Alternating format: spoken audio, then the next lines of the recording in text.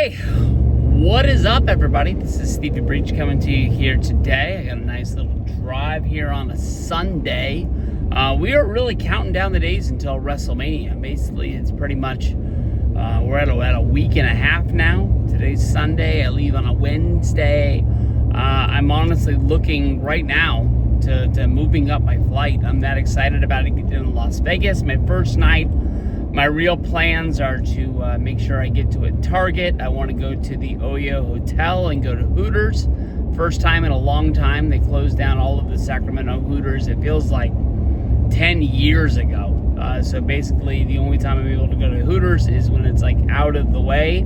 I've heard that Hooters, which used to be the actual Hooters Hotel of Las Vegas, is not the best Hooters, but it's the first one I've seen, honestly, in a real long time. I know they're going through some restructuring where an investment firm bought up the restaurant. Anytime an investment firm buys up anything, much like the investment firm that bought up a big portion of Southwest Airlines, it does not turn out well, honestly, in the long run. And honestly, as of right now, an investment firm actually owns my Atlanta Braves, and you can kind of see the writing on the wall. It was working really, really well for a while. This year, man, we need to get hot, and we need to get hot fast, because we are in the second week of the season, and I already feel like the walls are closing in on us in the National League West. But in this video today, I was going to talk about, for the people out there that are going on their first WrestleMania trip, I can honestly say that I am jealous of you. This is my first trip since WrestleMania 32 in Dallas. I missed a lot of Mania magic. I missed, honestly, going to WrestleCon, meeting a lot of the wrestlers that are no longer in WWE. I honestly was a fan of Access. But I can remember my last Access that I went to, I believe Sunday morning, the morning of WrestleMania. I ended up meeting the fellas. I met Randy Orton. I met Ty Dillinger. You could think that that's one hell of a day, but I was hating life there. Honestly, it just, I think Access ran its course, and then Fanatics, what they've done to WWE World.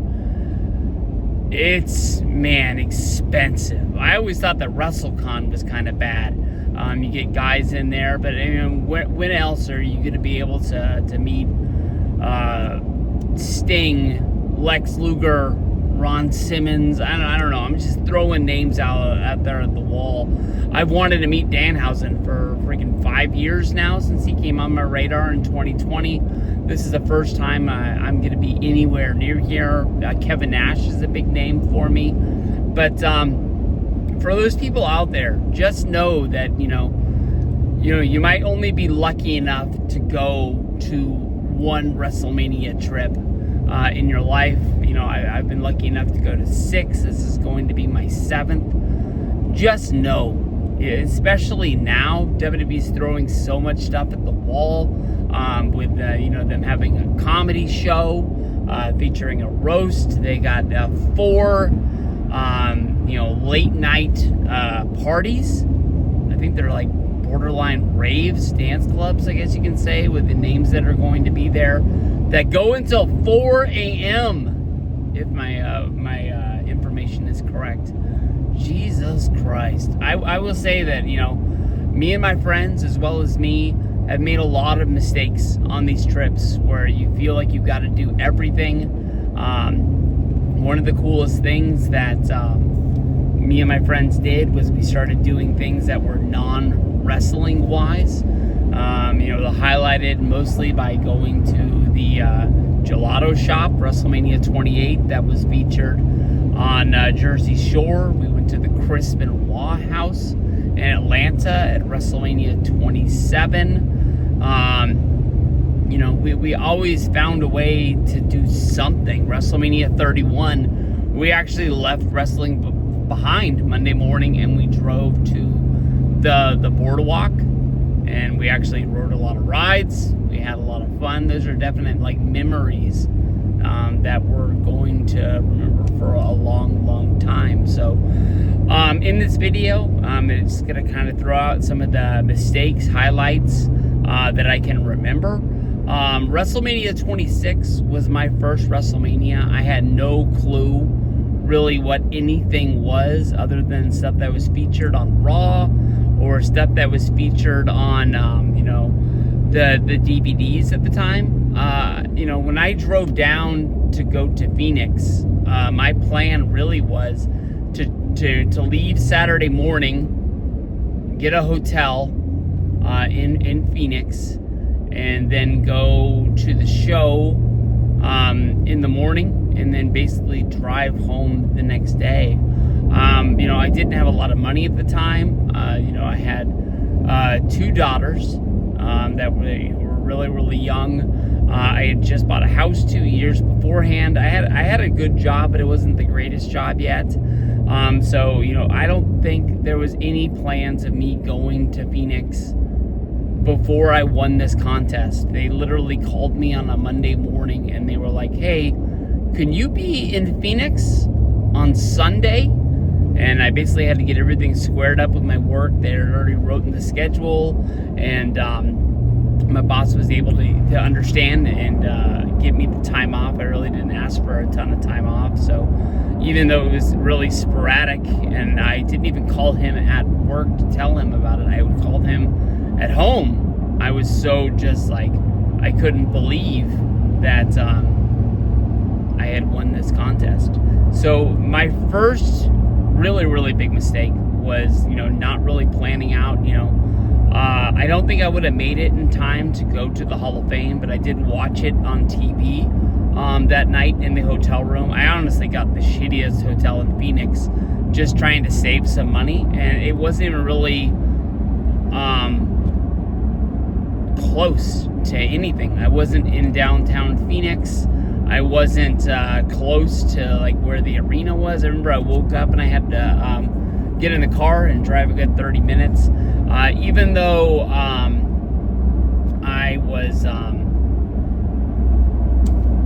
staying in a hotel and I was down there early, I literally was so excited to go to WrestleMania that I looked up what time the parking lot opened. And I was like one of the first cars in the parking lot, just to get out of my car and go up to the line and basically try and be like one of the first people to get into WrestleMania. I didn't think about it being in the desert. I didn't think about it being Phoenix. I don't remember it being like overall extremely hot that day, but I do know that the closest I've ever come to like heat exhaustion or borderline heat stroke was that day. Me, I only really had rock stars in my car. I didn't have any bottled water or anything like that. The first time I was able to actually get some water is when I went into the stadium when it first opened. I remember that I drank 2 bottles of water before they actually handed me my hot dog and I paid for my meal. And I remember the lady looking at me and just being like, "Oh, thirsty." And I was like, I didn't plan this at all. Another bottle of water, I think, once the show was starting. And I was into it. I was good. But I remember leaving WrestleMania. I immediately drove halfway home after the show because I thought about it as I was like, do I want to go get another hotel room and then drive the whole way home? Or I knew how amped up I was after going to my first WrestleMania that I was like, dude, I could probably make it pretty damn close to the point where I know that I'll be home really early the next day. And that's pretty much what I did. I don't even remember if I had the next day off. I don't really remember. I remember I was such a mark. When I drove the rest of the way on Monday, I remember I put on the WrestleMania event shirt, hoping that when I stopped for food or gas, I remember thinking that somebody will see this shirt and want to talk to me about wrestling. Yeah, that didn't happen. But I was able to actually go to the Pee Wee Herman dinosaurs for the first time on my drive home. I remember that was one of the coolest things that I did on the WrestleMania 26 trip. When we went to WrestleMania 27, all of us, no, Rabbi had, and I apologize, we had, been to wrestling before. Miguel had been to 25 and 26 before that one, but they kind of followed my lead. I remember that one of the things that I did, because I knew about living at the time, I knew that Birmingham, Alabama was a close drive from Atlanta. It was only, roughly about an hour. And Southwest Airlines did not fly into Atlanta yet. The reason why I flew into Birmingham was because of the fact that I knew I was going to save money by not having to fly a major airline at the time, like Delta. And my flight was so much cheaper that basically flying to Birmingham paid for the rent-a-car that we used. Because when I first started planning the Atlanta trip, Miguel and Luke, as well as Ravi, was just gonna kind of, they like joined in. We didn't really move the place where our hotel was going to be. We ended up staying out of Atlanta in Gwinnett County, which was a little bit of a drive. That was actually where I lived when I lived in Atlanta. I thought that I was going to stay there mostly because I would see my friends that I lived with and went to high school with at the time. That ended up not happening because of the fact we were so busy with access and things like that. We never changed where we were. If we stayed inside of Atlanta, I don't know if we would have needed the rental car. And although the hotel didn't charge us to park, like when we went to Access, when we went to One Access, it was the same as WrestleMania, so we didn't have to do that. But like when we went to Ring of Honor, we had to park the car. That kind of costs money and it adds up. When we went to Miami for WrestleMania 28, I honestly really think we needed to rent a car, even though parking at WrestleMania I think was like $50 or $60. It was something extremely high. I just remember driving from our hotel, which was provided to us with the WrestleMania travel package. It was a good drive to get to where Access was. I don't know how people that traveled in got around without renting a car. At that point in my life, I don't think I knew what Uber was until I went to WrestleMania 32 in Dallas, and Miguel was acting like he had that thing like forever. And I remember that's how we got around that point without getting a car. But Miami, I don't think we ever really made any mistakes. I remember that we flew in a day early. That's the one thing I can always recommend. I mean, at this point, honestly, I'm thinking about calling in sick on Wednesday and bumping my flight up from the 5 o'clock flight to get me in at 6:30. I might even take one that leaves, I think it's an hour and a half flight. So I think it was leaving at 12:30 to get me there at 2. I even checked to make sure that, check-in starts at 2 o'clock. So I'd really be set. Then I kind of wouldn't be stressed to get out of the airport, get a ride to the hotel, check in, and then basically ride the monorail to the end of the strip to go to Target, which I know closes at 10. Then I wanted to go to the Hooters. The only thing that I would think my plans might get messed up at getting there earlier, I was thinking about walking from the Oyo Hotel to the Bellagio, which is like about a 20 to 25 minute walk, to see the fountains go off that were featured in Ocean's 11's on the first day. So I don't know. What I'm really getting to you is that when you go to WrestleMania, you have to have a plan, but don't overstress yourself out. I remember one of the biggest problems with Atlanta was because of the commute, the travel, us mistakenly believing the internet. At one point, a report was put up, I believe it was on NoDQ.com. I don't want to throw stones at them. That's just where we got our wrestling news at the time. They said that the Hall of Fame at WrestleMania 27, I believe that was the one that Shawn Michaels went in, was going to be formal only. And we only came in mark gear.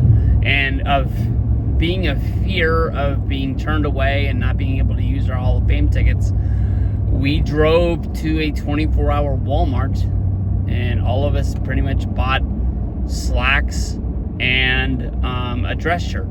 And then when we got there, everybody was in their freaking Shawn Michaels shirts or the WrestleMania shirts, and it was like, oh, we didn't need that. I mean, I honestly think we batted it up one time, and on our trip that I think started on a Thursday and we went home Tuesday morning, I believe we slept 10 to 12 hours the first night. And because I was used to getting early, I remember like kicking the bed the first day we were there to wake up Ravi and Miguel, because I was like, dude, I've watched this freaking Sports Center like 3 or 4 times, and I remember this like Make-A-Wish Dallas Cowboys thing pretty much making me cry every time it came on, and not changing the channel. I remember that honestly more than anything. But like that first day in Atlanta, I know that we really didn't make any plans. We went to Costco. Billy Paz was with us too. I remember that we went there, we got some supplies, we got some water, we got some cheap sodas, we got some rock stars. I can't remember if we picked up any snacks or anything like that, but that'd be my biggest thing, is especially with the price of like food that people say that it is in Vegas. If you don't go to the right places or the right restaurants, hey, it's vacation. Live it up, man. I'm not telling you that you can't go get a really nice steak dinner or something like that. Live it up, as it some people, it might be the only vacation they take all year. But, don't be going and get a piece of pizza that costs $20. That's not better than freaking Costco pizza or anything like that, just because you have to.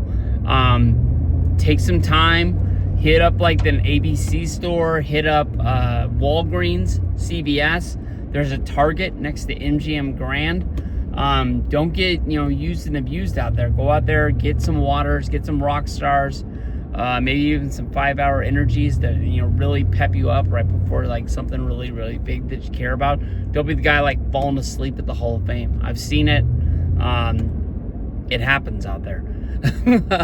But, don't worry about making little small mistakes. It's going to happen, as long as you're not like buying tickets that you're not going to be able to use or something like that. That honestly really, really would suck.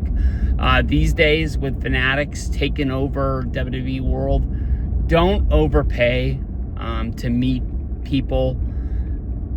Let me tell you the truth. I mean, you're always gonna have, another chance to meet somebody like that, as long as you like keep going to WrestleManias or something like that.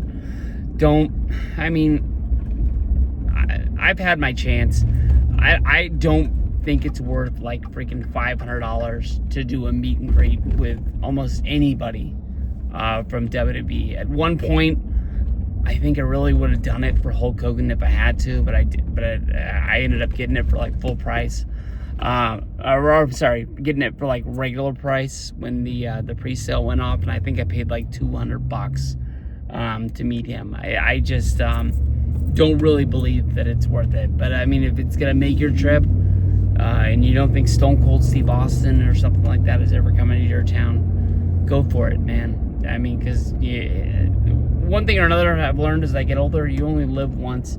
There's only one trip as sun, and you don't want to be sitting here thinking like you never got to meet this person or that person, and you hear about them, I was gonna say you hear about them negatively on the news, but it's not like that. It's like, flat out, like, you don't want to like say like, I never met Scott Hall and the dude passes away, because I think about that all the time. I know that WrestleMania 30, I didn't get into WrestleCon in time to meet him when he left.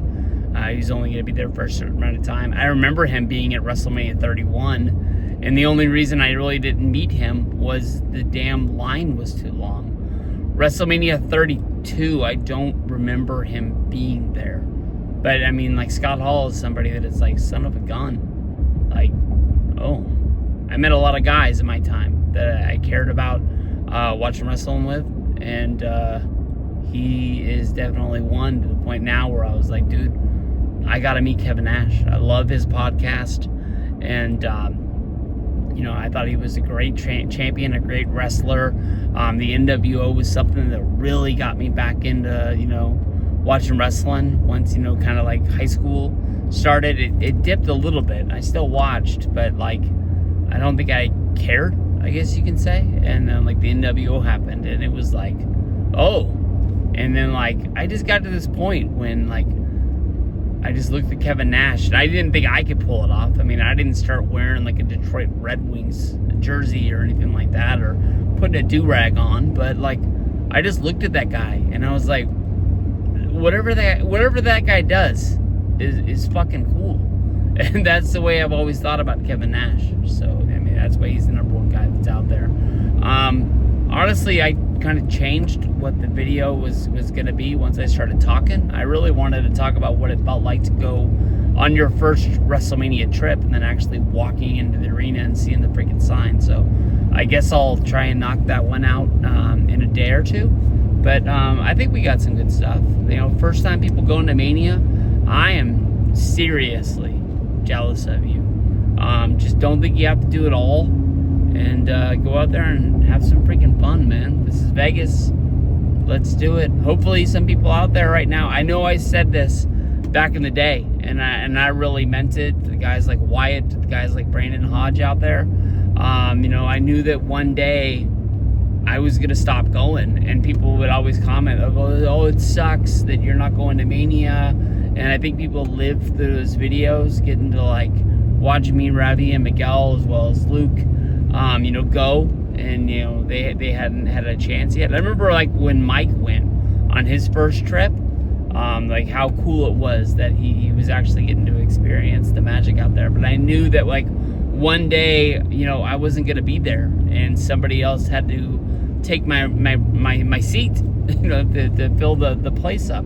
And I've always thought it was cool that people comment on those old vlog videos saying that they watch them to get ready for Mania, and they live on. And I'm surprised people still remember them. So hope you guys have fun. If you see me out there, I'll be having fun. Let's have something together. Peace out.